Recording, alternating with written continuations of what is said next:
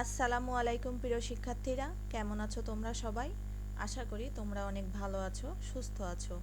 শিক্ষা school and college কর্তৃক আয়োজিত ই-লার্নিং কার্যক্রমে তোমাদের সবাইকে স্বাগত।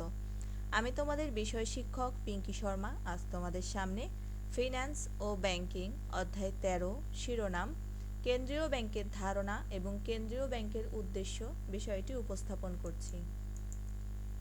আজকের ক্লাসে তোমাদের সবাইকে আবারও স্বাগত জানিয়ে আমি আমার ক্লাস শুরু করছি। শিখন ফল অর্থাৎ আজকের পাঠ থেকে তোমরা যা শিখতে পারবে সেটি হচ্ছে কেন্দ্রীয় ব্যাংকের ধারণা ব্যাখ্যা করতে পারবে এবং কেন্দ্রীয় ব্যাংকের উদ্দেশ্য চিহ্নিত করতে পারবে। তাহলে চলো যাই, শুরুতেই আমি কেন্দ্রীয় ব্যাংক নিয়ে তোমাদের বলি। সপ্তদশ শতাব্দীর মাঝে পৃথিবীর বিভিন্ন স্থানে বিভিন্ন প্রকার ব্যাংকের আবির্ভাব হওয়ায় মুদ্রাবাজার নিয়ন্ত্রণের প্রয়োজনীয়তা দেখা দেয়। এই উপলব্ধি থেকে অর্থব্যবস্থার নিয়ন্ত্রক হিসেবে কেন্দ্রীয় ব্যাংক জন্মলাভ করে। মুদ্রাবাজারকে আপন ইচ্ছা ও গতিতে চলতে না দিয়ে একটি সুসংগঠিত এবং নিয়ন্ত্রণমূলক ব্যাংকিং ব্যবস্থার সৃষ্টি এবং অর্থনীতির কল্যাণ সাধনই এই সৃষ্টির প্রধান উদ্দেশ্য ছিল। সৃষ্টির পর থেকেই মুদ্রা প্রচলন, অর্থ সরবরাহ এবং ঋণ নিয়ন্ত্রণের দায়িত্ব কেন্দ্রীয় ব্যাংক পালন করে আসছে। বিভিন্ন অর্থনীতিবিদগণ কেন্দ্রীয় ব্যাংকের সংজ্ঞা বিভিন্নভাবে প্রদান করেছেন। যেমন অধ্যাপক সেয়ার্সের মতে, কেন্দ্রীয় ব্যাংক সরকারের এমন একটি প্রতিষ্ঠান যা সরকারের অধিকাংশ অর্থনৈতিক কার্যাবলী সম্পাদন করে এবং যা উক্ত কার্যাবলী সম্পাদনকালে বিভিন্ন উপায়ে দেশের আর্থিক প্রতিষ্ঠানগুলোর কার্যাবলীর উপর প্রভাব বিস্তার করে সরকারের আর্থিক নীতি বাস্তবায়ন করে। এরপরেই রয়েছে অধ্যাপক কেস্ট ও অ্যালকিনের মতে, কোনো দেশের সার্বিক অর্থনৈতিক উন্নয়নের লক্ষ্যে রাষ্ট্রের কর্তৃত্ব থেকে সে দেশের মূল্যস্তর ও অর্থনৈতিক ভারসাম্য রক্ষাকারী ব্যাংকিং প্রতিষ্ঠানটিই হল কেন্দ্রীয় ব্যাংক। ডক্টর এস এন সেনের মতে, কেন্দ্রীয় ব্যাংক হচ্ছে ব্যাংকিং সমাজের নেতা, রাজা ও সূর্য সব কিছু।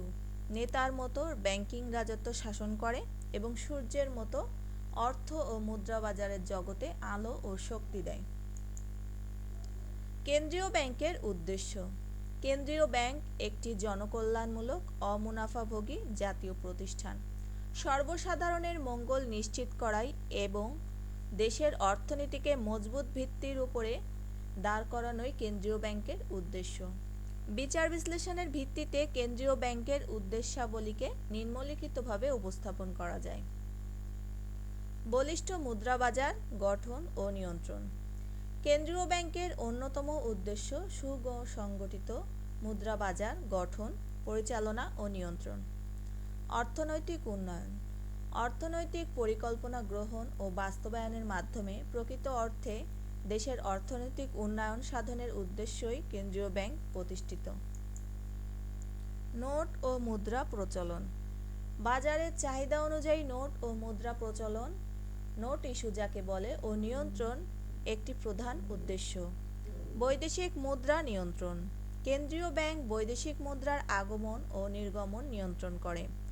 আমদানি ও রপ্তানিকে দেশের অর্থনীতির অনুকূলে রাখতে হলে বৈদেশিক মুদ্রার উপর নিয়ন্ত্রণ অপরিহার্য। দেশের মুদ্রা মান নিয়ন্ত্রণ। কেন্দ্রীয় ব্যাংক বৈদেশিক বিনিময় নিয়ন্ত্রণ করে দেশীয় মুদ্রার মান অক্ষুণ্ণ রাখতে চেষ্টা করে। ব্যাংকসমূহের ব্যাংকার। অন্যান্য তালিকাভুক্ত ও অতালিকাভুক্ত ব্যাংকগুলোর ব্যাংক হিসাবে কাজ করা কেন্দ্রীয় ব্যাংকের অন্যতম প্রধান উদ্দেশ্য। এরপরেই আমরা জানব নিকাশ ঘর হিসাবে কাজ করা। গোটা ব্যাংকিং ব্যবস্থার মধ্যে সমন্বয় সাধনের উদ্দেশ্যে বাণিজ্যিক ব্যাংকসমূহের মধ্যকার লেনদেন নিষ্পত্তি করে থাকে। ঋণ নিয়ন্ত্রণ। বাণিজ্যিক ব্যাংকের পর্যাপ্ত হারে ঋণ সরবরাহ এবং অতিরিক্ত ঋণ সরবরাহ করলে ঋণ সংকোচন নিশ্চিত করে অর্থবাজারকে স্থিতিশীল করা কেন্দ্রীয় ব্যাংকের একটি গুরুত্বপূর্ণ উদ্দেশ্য। সরকারকে পরামর্শ দেওয়া।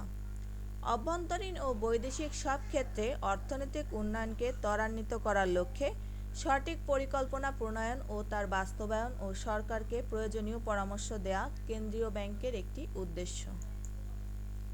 মূল্যস্তর স্থিতিশীল রাখা। অস্থিতিশীল মূল্যস্তর অর্থনীতিতে মন্দাভাব দেখা দিয়ে থাকে।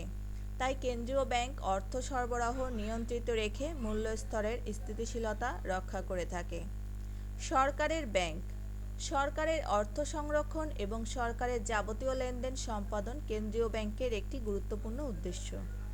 জনকল্যাণ যেহেতু কেন্দ্রীয় ব্যাংক কোনো মুনাফাভোগী প্রতিষ্ঠান নয়, তাই জনগণের কল্যাণে নিয়োজিত থাকাই কেন্দ্রীয় ব্যাংকের মুখ্য উদ্দেশ্য। সম্পদের সুষম বণ্টন বিভিন্ন প্রকল্প প্রণয়ন ও বাস্তবায়নের মাধ্যমে দেশের সম্পদের সুষম বণ্টন নিশ্চিত করা কেন্দ্রীয় ব্যাংকের একটি উদ্দেশ্য। মূলধন গঠনে সহায়তা করা কেন্দ্রীয় ব্যাংক বাণিজ্যিক ব্যাংক সমূহকে ঋণ প্রদান করে তাদের গ্রাহকদের ঋণ প্রদানের ক্ষমতা বৃদ্ধি করে থাকে।